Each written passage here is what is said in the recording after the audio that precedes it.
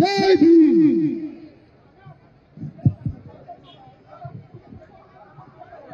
జై తెలంగాణ, జై తెలంగాణ, జై జాగృతి, జై యూపీఎఫ్, జై బీసీ, జై భీమ్. అందరికీ వందనాలు. ముఖ్యంగా ఇంత పెద్ద ఎత్తున తరలి వచ్చినటువంటి మా ఆడబిడ్డలందరికీ ప్రత్యేకంగా వందనాలు. మా అన్నదమ్ములకు, అదేవిధంగా యూపీఎఫ్ నాయకులకు, జాగృతి నాయకులకు, సోదరులకు అందరికి కూడా హృదయపూర్వకంగా నమస్కారం. మీకు తెలుసు, ఇవాళ చేస్తున్నటువంటి కార్యక్రమం మామూలు కార్యక్రమం కాదు. తెలంగాణ జాగృతి అనేక పోరాటాలు చేసింది. కానీ ఇవాళ చేస్తున్నటువంటి పోరాటం చరిత్రలో నిలిచిపోయేటటువంటి పోరాటం అవుతుంది. అటువంటి చారిత్రక పోరాటంలో భాగస్వామ్యం పంచుకోవడానికి అనేక మంది వచ్చిండ్రు. వారందరికీ కూడా పేరు పేరున హృదయపూర్వకంగా ఉద్యమాభివందనాలు తెలియజేస్తా ఉన్నాను. ఇవాళ ఇందిరా పార్క్ దగ్గర ఇంతమందిని చేరి నిరసన తెలపాల్సినటువంటి అవసరం ఏమొచ్చిందో ఒకసారి ఆలోచించుకోవాలి. ఇంతమంది ఇక్కడికి వచ్చి మన పనులను పక్కకు పెట్టి, మన కుటుంబాలను పక్కకు పెట్టి, మన అన్ని అత్యవసరమైనటువంటి పనులన్నీ పక్కకు పెట్టి ఎందుకోసం ఇందిరా పార్క్ వచ్చినామో ఒకసారి ఆలోచన చేసుకోవాలి. ఇవాళ ఇక్కడ ఉన్నటువంటి ప్రతి ఒక్కరికి కుటుంబాలు, పిల్లలు, బాధ్యతలు అన్నీ ఉన్నాయి. అది జాగృతి కార్యకర్తలు కావచ్చు, యూపీఎఫ్ నాయకులు కావచ్చు, తరలి వచ్చినటువంటి విద్యార్థులు కావచ్చు, అందరికీ కూడా పర్సనల్ బాధ్యతలు ఉన్నాయి. అయినా ఇక్కడికి ఎందుకు వచ్చినాం, ఏం పట్టుదలత కోసం వచ్చినాం, ఏం పంతంతో వచ్చినాం, ఎందుకు పిడికిలు బిగించి ఇంతమంది ముందుకు వచ్చినాం అన్న విషయం చాలా సీరియస్ గా ఆలోచన చేసుకోవాలి. ఇవాళ తెలంగాణ రాష్ట్రం వచ్చిన తర్వాత సబ్బండ వర్ణాలు, సబ్బండ వర్గాలు అందరం కూడా సంతోషంగా బాగుండాలనే తెలంగాణ తెచ్చుకున్నటువంటి తెలంగాణలో అనేక మంచి పనులు చేసుకున్నాం. ఇంకా చేసుకోవాల్సిన పనులు కూడా ఎన్నో ఉన్నాయి. మరి ఆర్థికంగా, సామాజికంగా, రాజకీయంగా అన్ని వర్గాలు బాగున్నప్పుడే తెలంగాణ బాగుంటదనేటటువంటి బలమైన విశ్వాసాన్ని కూడా మనందరం కలిగి ఉన్నాం. ఇక్కడ ఉన్న వాళ్ళు ఎవరు కూడా మామూలు మనుషులు కాదు. ఒక్కొక్కరు ఒక్కొక్క చిచ్చర పిడుగులు. ఎందుకంటే ఇక్కడ ఉన్న ప్రతి ఒక్కరు కూడా వేలాది మందిని కిందకెళ్లి ప్రభావితం చేయగలిగేటటువంటి నాయకులు, కార్యకర్తలే ఇక్కడ ఉన్నారు. మరి అలా ఏం పంతంతో ఇక్కడికి వచ్చినాం మనం? తెచ్చుకున్న తెలంగాణలో ప్రతి ఒక్కరికి రాజ్యాధికారంలో వాటా రావాలి, ప్రతి ఒక్కరికి ఆర్థిక అవకాశాలు రావాలి, ప్రతి ఒక్కరికి సమాజంలో గౌరవం దక్కాలి. సమాజంలో సగభాగం బీసీలు ఉన్నారు. మరి సగభాగం ఉన్నటువంటి బీసీలకు రాజకీయంగా సమ ప్రాధాన్యత దక్కాలనేటటువంటి ఉక్కు సంకల్పంతోనే ఇవాళ పిడికిలు బిగించి మనందరం ఇక్కడికి రావడం జరిగింది. గత కొన్ని నెలలుగా మనం ప్రభుత్వం వెంట పడుతున్నాం. మీరు కామారెడ్డి డిక్లరేషన్ లో చెప్పినట్టుగా పాటించాలే, బీసీలకు న్యాయం చేయాలని కోరుతా ఉన్నాం. తెలంగాణ జాగృతి, యునైటెడ్ పూలే ఫ్రంట్ మన యొక్క ఉద్యమాల ఒత్తిడితోని ఇవాళ అసెంబ్లీలో 2 బిల్లులు పాస్ అయినాయి. సావిత్రిబాయి పూలే గారి జయంతిని అఫీషియల్ గా ఉమెన్స్ టీచర్స్ డేగా ప్రకటించారు. పూలే గారి విగ్రహాన్ని మనం అసెంబ్లీలో అడిగితే వాళ్ళు ట్యాంక్ బండ్ మీద పెడతామన్నారు. ఒక్కొక్కటి ముందడుగు పడుతున్నది. ఒక్కొక్కటిగా ప్రభుత్వాలను కదిలించగలుగుతా ఉన్నాం, వారి మెడలు వంచగలుగుతా ఉన్నాం. ఇప్పుడు చాలా బలీయమైనటువంటి ఆకాంక్ష మనందరికీ ఏందది? ఇవాళ జరుగుతున్నటువంటి లోకల్ బాడీ ఎన్నికలలో, రేపు తెలంగాణలో జరగబోయేటటువంటి స్థానిక సంస్థల ఎన్నికల్లో డిక్లరేషన్, కామారెడ్డి డిక్లరేషన్ లో చెప్పిన విధంగా 42% రిజర్వేషన్ ఇచ్చి తీరాల్సిందే అని ఇవాళ ఇక్కడ కూర్చున్నాం. 42% రిజర్వేషన్ కోసం 72 గంటల నిరంతర నిరాహార దీక్ష కోసం ఇవాళ ఇక్కడ కూర్చున్నాం. ఇది రాజకీయ పోరాటం కాదు, ఇది ఆత్మగౌరవ పోరాటం. బీసీల ఆత్మగౌరవం కోసం జరుగుతున్నటువంటి పోరాటం. గాంధీ గారు చూపించినటువంటి మార్గంలో మనం చేస్తున్నటువంటి పోరాటం. గాంధీ గారు ఏం చెప్పారు మనకు? మీకేదన్నా అంశం సాధించాలంటే, ఎవరి ఆకాంక్షలన్నా ముందుకు తీసుకొని వెళ్ళాలంటే హింస వైపు వెళ్ళొద్దు, మనల్ని మనమే కష్టపెట్టుకోవాలి. అందుకే ఇవాళ మేము ఉక్కు సంకల్పం తీసుకున్నాం.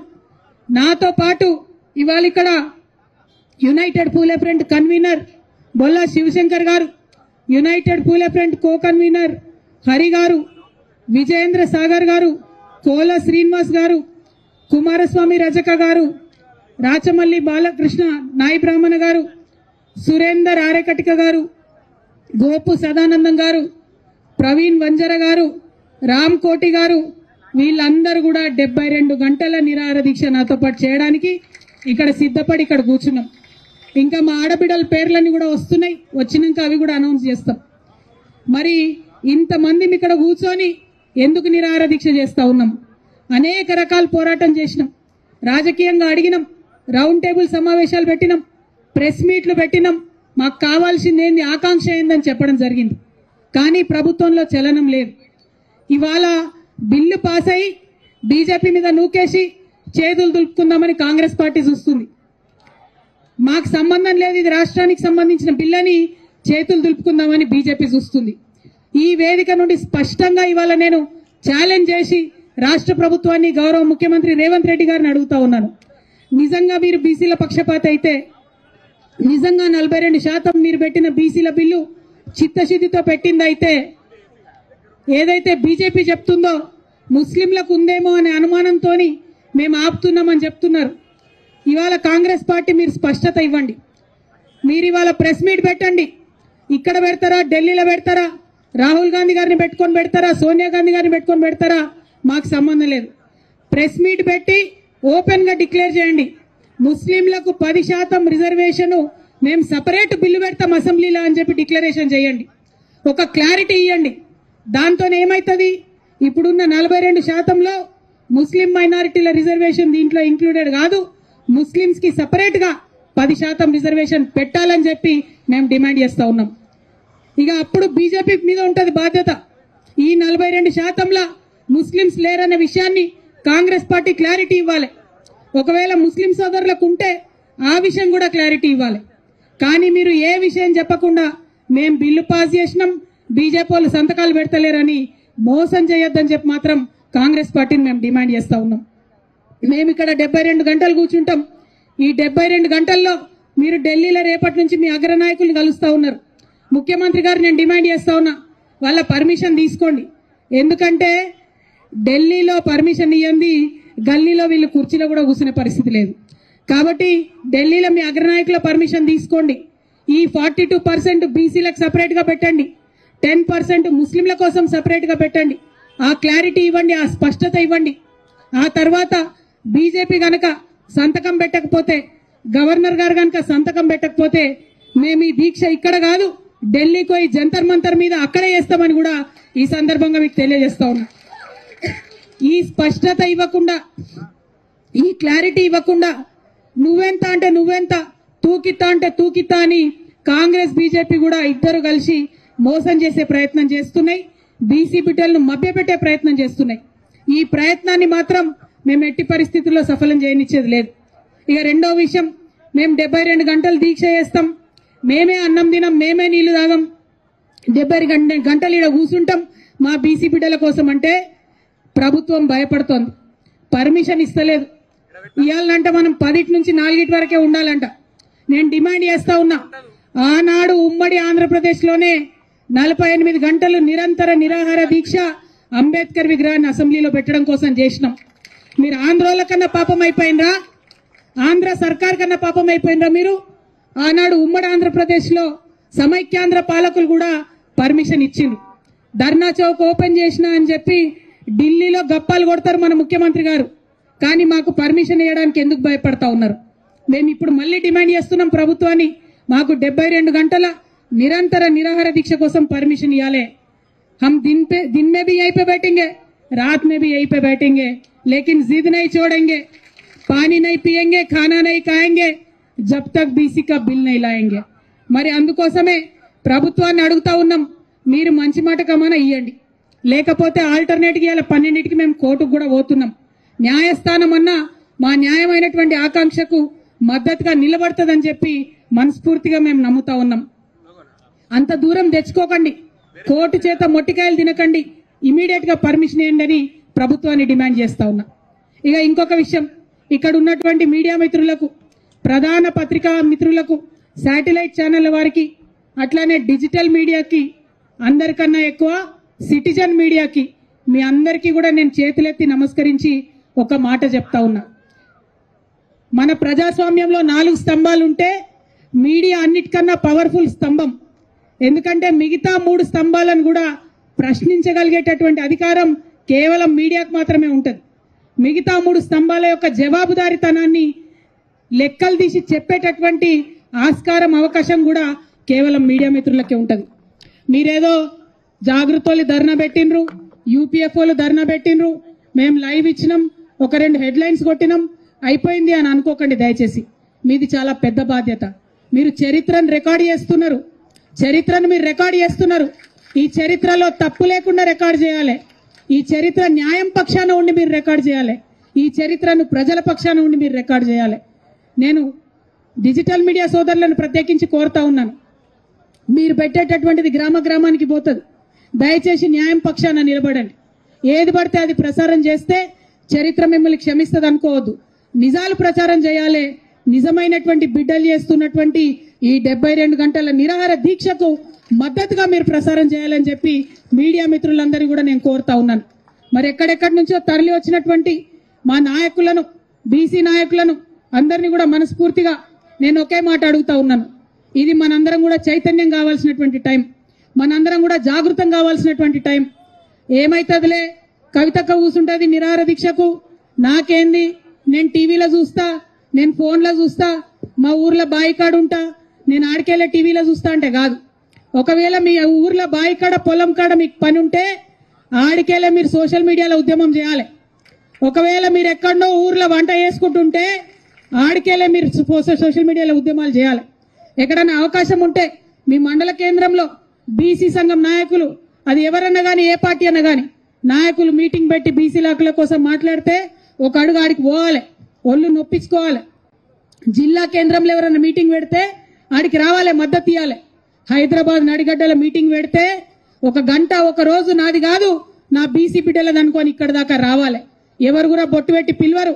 ఇవి ఉద్యమాలు, ఇవి పోరాటాలు. చేతులెత్తి పిడికిలెత్తి పోరాటం చేస్తేనే హక్కులు వస్తాయి తప్పితే ఉట్టుటిగా రావు. బీసీ ఆడబిడ్డలకు, అన్నదమ్ములకు ఇంకొక విజ్ఞప్తి చేస్తున్నా నేను. మనం ఒకసారి అడుగుతాం, 2 సార్లు అడుగుతాం, ఇడిచిపెడతాం. అట్లా ఇడిచిపెడితే హక్కులు రావు. మన హక్కులు సాధించే వరకు అవతల వైపు నుంచి మనం అడుగుడు మొదలు పెట్టగానే మొదటి విమర్శలు వస్తాయి. భయపడద్దు. 2వసారి ఎక్స్ప్లెయిన్ చేసుడు మొదలు పెడతారు. ఆగిపోవద్దు. జవాబు వచ్చే వరకు పిడికిలెత్తి ప్రశ్నిస్తూనే ఉండాలి. ఇటువంటి ఉద్యమాలకు మద్దతు ఇస్తూనే ఉండాలి. అప్పుడే ఉద్యమాలు సాకారం అవుతాయి. అప్పుడే ప్రజలుగా ప్రజాస్వామ్యం బలోపేతం అవుతుందనే విషయాన్ని ఇవాళ మీ అందరికీ నేను తెలియజేస్తా ఉన్నాను. మళ్ళొక మారు మీ అందరు నేను ఒకటే మాట కోరుతున్నా. ఇవాళ 72 గంటల నిరాహార దీక్ష, లోకల్ బాడీ ఎన్నికలలో 42% బీసీల కోసం రావాలని చేస్తా ఉన్నాం. చాలా మంది మాట్లాడుతున్నారు నాయకులు, మరి ఇంకెన్ని రోజులు ఎన్నికలు ఆపుతారు? ఎన్ని రోజులైనా ఆపండి, ఏం అర్జెంట్ ఏముంది ఎన్నికలకు? ఇప్పుడు మీరు చేస్తున్నది ఏంది? 2 ఏళ్ల నుంచి సర్పంచ్లు ఉన్నారా ఊర్లలో? 2 ఏళ్ల నుంచి ఎంపీటీసీలు ఉన్నారా ఊర్లలో? ఏం జరుగుతుంది అక్కడ? ఏం అభివృద్ధి జరుగుతుంది? ఇదివరకు కేసీఆర్ గారి హయాంలో జరిగిన అభివృద్ధి ఇవాళ పల్లెలలో కొనసాగుతున్నదా? లేదు. ఏం అర్జెంట్ ఉంది అట్లాంటప్పుడు? ఎన్నికలు పెట్టే ముందు ఖచ్చితంగా మా బీసీలకు హక్కులు వచ్చిన తర్వాతనే ఎన్నికలు పెట్టాలని డిమాండ్ చేస్తా ఉన్నాం. ప్రభుత్వం కొట్లాడాలి, న్యాయస్థానంలో కొట్లాడాలి. తమిళనాడులో ఇట్లనే 9 ఏళ్ళు ఎన్నికలు పెట్టలే. బీసీల హక్కులు సాధించుకున్నాకనే, బీసీలకు రిజర్వేషన్ వచ్చినాకనే ఎన్నికలు పెట్టుకున్నారు. మనమేం తక్కువ? అంటే తమిళనాడుకి ఇచ్చినట్టు 69% మనకు లేదంటారు. ఎందుకు లేదంటే అక్కడ వాళ్ళు ఉడుం పట్టు పట్టిండ్రు, మాకు అవసరం లేదు ఎన్నికలు 9 ఏళ్ళు అని చెప్పిండ్రు. ఇక్కడ మనం అట్లా ఉడుం పట్టు పట్టి అందరం కలిసి ఒక దగ్గర ఉంటే ఖచ్చితంగా మనకు కూడా రిజర్వేషన్ వస్తుంది. ఈ రిజర్వేషన్ వల్ల మరి జీవితాలన్నీ మారిపోతాయా? ఈ రిజర్వేషన్ వల్ల మొత్తం బీసీ సమాజం ముంగట పడుతుందా అంటే డెఫినెట్ గా ఒక బలమైన ముందడుగు పడుతుంది. రాజకీయంగా మన వాటా మనకు వస్తుంది. ఇవాళ లోకల్ బాడీలల్లా, సర్పంచ్లల్లా, ఎంపీటీసీలల్లా మన వాటా మనకు వస్తే రేపటి నాడు ఎమ్మెల్యేలల్లా, ఎంపీలల్లా అడగొచ్చు. రేపటి నాడు ముఖ్యమంత్రులు అయ్యే దగ్గర అడగొచ్చు, నిలబడి మా వాటా ఏదని అడగొచ్చు. దానికోసం ఇది ముందడుగు అవుతుంది. ఈ విషయాన్ని దయచేసి బీసీ సమాజం అంతా కూడా గుర్తించాలి, గమనించాలి. ఇది మన ఉద్యమం, మన ఇంటి ఉద్యమం అనుకొని ఇంటికొక్క బీసీ బిడ్డ తరలి రావాలని చెప్పి హృదయపూర్వకంగా వినమ్రంగా నేను వేడుకుంటా ఉన్నాను. మరి మళ్ళీ ఒకసారి చెప్తున్నాం, 72 గంటలు దీక్ష పట్టినాం. నీళ్లు తాగేది లేదు, అన్నం తినేది లేదు, ఇందిరా పార్క్ వెళ్ళి కదిలేది లేదు. ప్రభుత్వాన్ని రిక్వెస్ట్ చేస్తా ఉన్నాం, ఇదివరకు తెలంగాణ జాగృతి ఏ ఉద్యమం చేసినా ప్రభుత్వం ఇచ్చినటువంటి సమయానికి లోబడే ఉద్యమాలు చేసినాం, శాంతియుతంగా ఉద్యమాలు చేసినాం. ఇక్కడ నిలబడ్డాం, ఇక్కడ ఉన్నాం, మా గోడు మేము చెప్పుకున్నాం, మా హక్కులు మాకు కావాలని నినదించినాం. అంతే తప్పితే ఎటువంటి అసాంఘిక చర్యలకు పాల్పడలేదు. కాబట్టి ఖచ్చితంగా మాకు పర్మిషన్ ఇవ్వాల్సిందే, 72 గంటలు పర్మిషన్ ఇవ్వాల్సిందే. ఒకవేళ 72 గంటలు ఇయ్యం, మిమ్మల్ని తీసుకుపోయి పోలీస్ స్టేషన్లో పెడతామంటారా? అక్కడనే దీక్ష చేస్తాం. మిమ్మల్ని తీసుకుపోయి హాస్పిటల్లో పెడతామంటారా? అక్కడనే దీక్ష చేస్తాం. మిమ్మల్ని తీసుకుపోయి ఇంటికాడ ఇడిచి పెడతామంటారా? ఆన్నే రోడ్డు మీద కూర్చొని అక్కడ కూడా దీక్ష చేస్తాం. పంతం ఇడిచేది లేదు, వెనక్కి వచ్చేది లేదు, హక్కులు సాధించే వరకు మడమ తిప్పేది లేదు. ఈ విషయం ప్రభుత్వం గమనించాలని చెప్పి నేను కోరుతున్నా. ఇక చాలా రాజకీయ పార్టీలు రకరకాలుగా మాట్లాడుతున్నాయి. రాజకీయ అంశాలు మనం చూస్తూనే ఉన్నాం, అన్నలందరూ మాట్లాడతారు. ఈ రాజకీయ అంశాలన్నీ ఎదురు తీసుకొని వాటన్నిటిని పక్కకు జరుపుకుంటూ మన ఆత్మగౌరవ బావుట నిలబెట్టాలంటే బీసీ బిడ్డలందరూ కూడా కలిసి ఇవ్వాలి, మద్దతు ఇవ్వాలని చెబుతూ మళ్ళొక్కసారి మీ అందరికి ఉద్యమాభివందనాలు తెలియజేస్తున్నాను. Thank you. జై తెలంగాణ, జై తెలంగాణ. సాధిస్తాం సాధిస్తాం సాధిస్తాం సాధిస్తాం సాధిస్తాం సాధిస్తాం. एक और धक्का, एक और धक्का, एक और धक्का. जय भीम, जय फूले, जय तेलंगाना. Thank you.